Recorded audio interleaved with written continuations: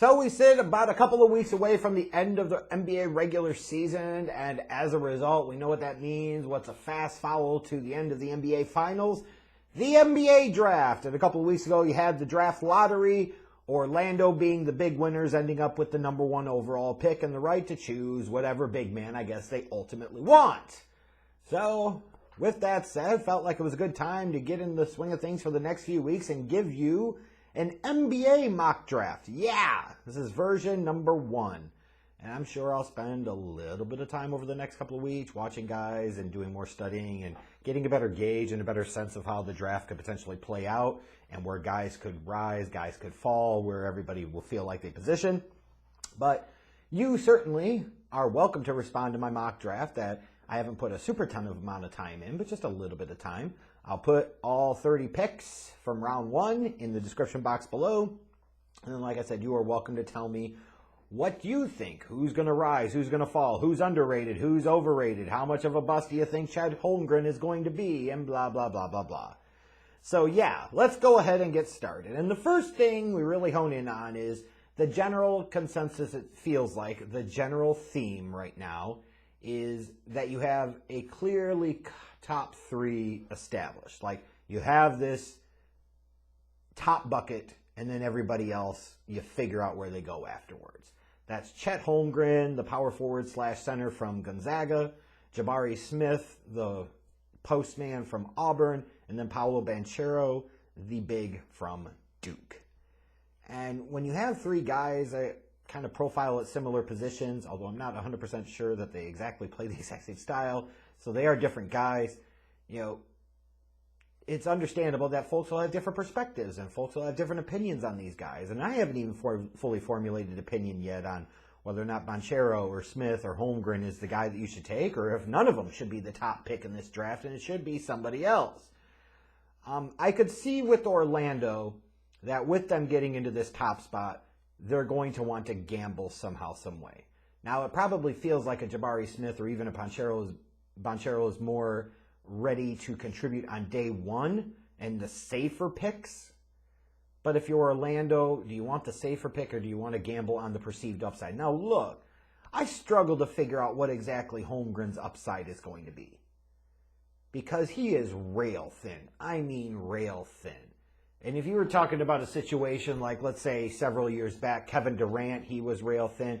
But yeah, when I saw him in high school, when I saw his 1 year at Texas, I knew he was a future 30-point-per-game scorer. Like, you could see the mid-range game. You could see the shooting touch. You could see the ability to create his own shot.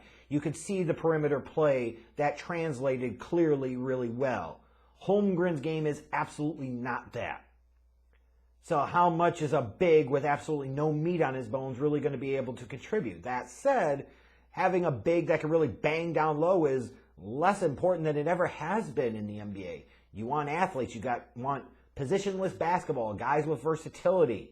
You want bigs that can stretch the floor, and Holmgren can certainly do that. So I could absolutely see them trying to roll the dice and selecting Chet Holmgren number 1 overall.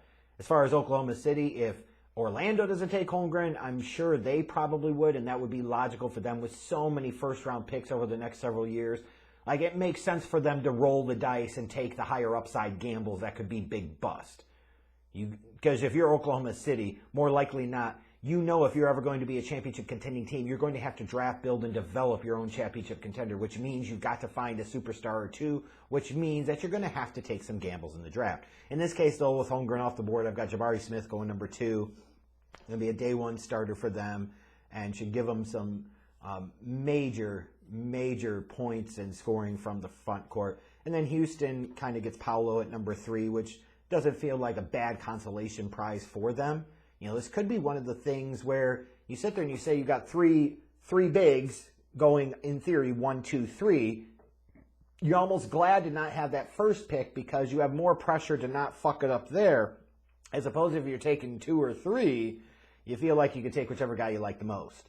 I do wonder, though, like, could any of these guards, like Sharpe, even though he's been out for almost a year from Kentucky, like Ivey from Purdue, you know, is one of those guys got a chance to break into the mix there and get into that top 3? I don't know, but they certainly feel like they're towards the top of, like, that next tier along with Keegan Murray, the wing from Iowa.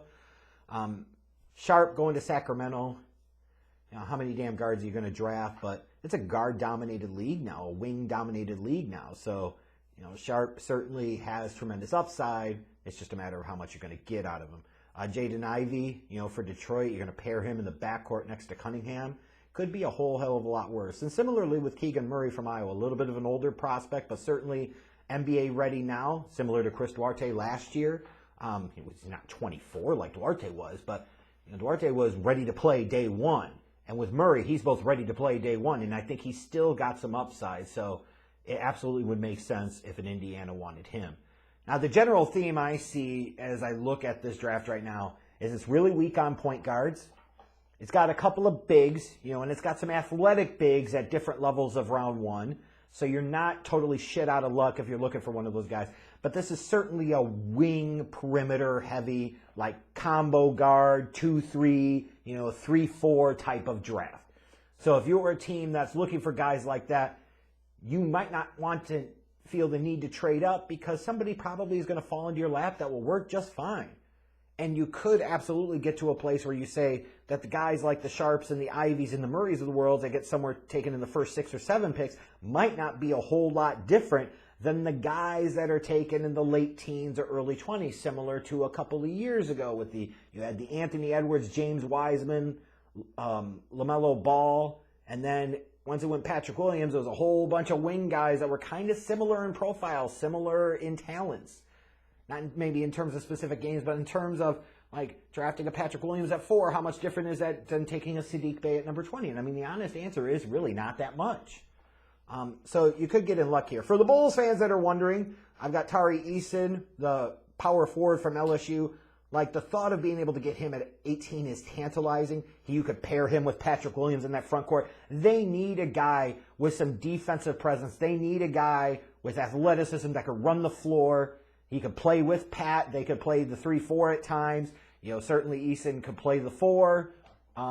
They need a guy like this. You'd love to be able to get a true big, because they need to move on from Vucevic's ass. It's just not a great fit anymore. But Eason would be a fantastic choice for them. The reality is I don't expect him to be there. When you talk about Eason, you're talking about a guy that went to Cincinnati and was kind of a couple of years ago. And then when he transferred to LSU, and even as a 6-man, so yeah, like you're using him in doses, but his usage rate as a 6-man was really, really high. But his upside is there. His shot improved dramatically this past season compared at LSU compared to what he was doing before at Cincinnati. If the Bulls were able to get a guy like him at 18, damn, that would be fantastic. If they don't, obviously you want to get one of these bigger athletic wings. You'd really like to get a more traditional 3, and maybe that's where the Beauchamps of the world could come into play. If you want a big, you know, some type of athletic 4 that could do things, you've got Liddell, you've got Barlow. So the options are not barren here. I would not say this is a great draft. You know, in terms of what I've been watching of these guys so far, it certainly does not measure up to last year's class by any stretch of the imagination. Last year's first-round class was freaking loaded, and even the second round. You had Robinson Earl, you had Dosunmu. Like, that draft was outstanding. I'm not saying this draft is Buster City, but it feels kind of similar to 2020. And even then, you look at 2020, Wiseman so far for the Warriors has been in mega bust. Mega bust. Anthony Edwards obviously hasn't been. LaMelo Ball absolutely hasn't been. They're 2 franchise guys. So with that clearly established top 3 from a couple of years ago, you had 2 franchise guys and an absolute shit sandwich in the middle. And you wonder if that's what's going to happen here. Is Holmgren or Smith or Banchero, is one of them going to be the shit sandwich and these other 2 guys are going to be big-time players? I don't see any of these top 3 that we're talking about having that level of upside. I could stand corrected and be mistaken. But this is a draft that if you're in that lottery range of, let's say, 8 to 14, man, you'd probably be just as cool with having a pick in the second half of round 1 and not feeling too bad about it.